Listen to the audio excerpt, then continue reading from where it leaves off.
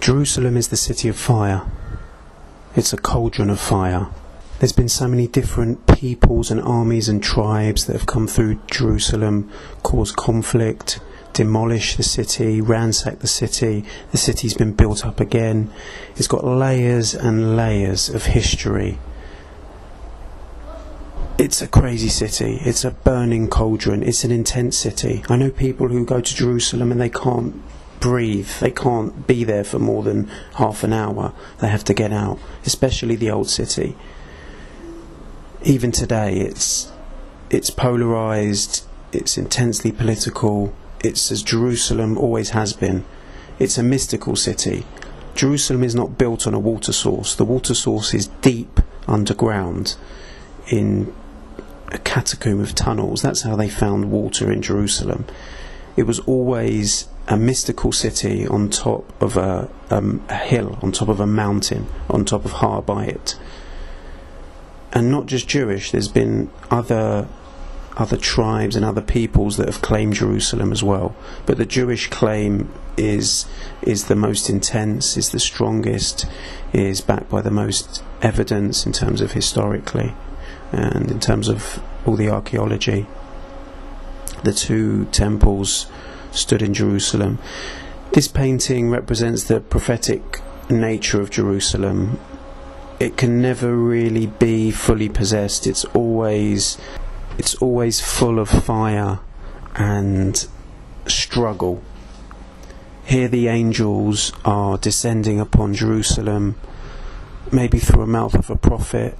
We're not sure. He's spewing out the letter Bet out of his mouth.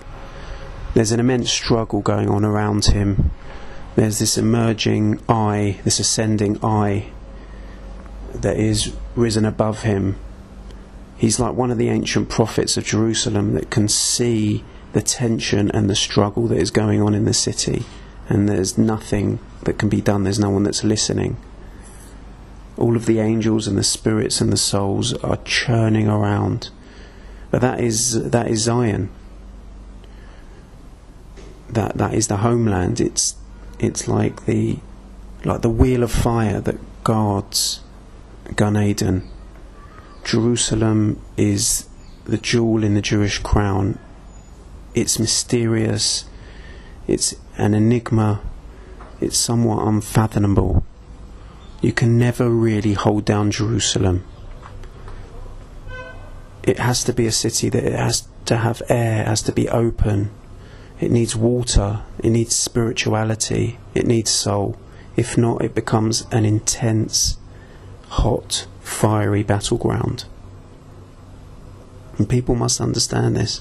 So all of these angels churning around the artwork, all of these entities struggling, they're crying in the celestial realm that people can fully understand the nature of Jerusalem and treat it with respect and treat it as something that is elevated and not something that is just brought down to the base level and trampled upon. Not just something that becomes only political or nationalistic. It has to be something higher. And its columns, the columns of Jerusalem, have to stretch up to there. That's what the temple was. It was the channel between heaven and earth, and that's been broken.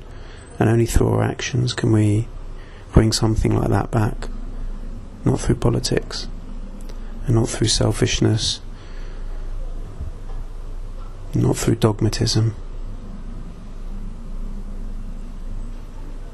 but through true sources of spirituality, piousness, righteousness, charity, prayer, reaching out to the other, fighting fear.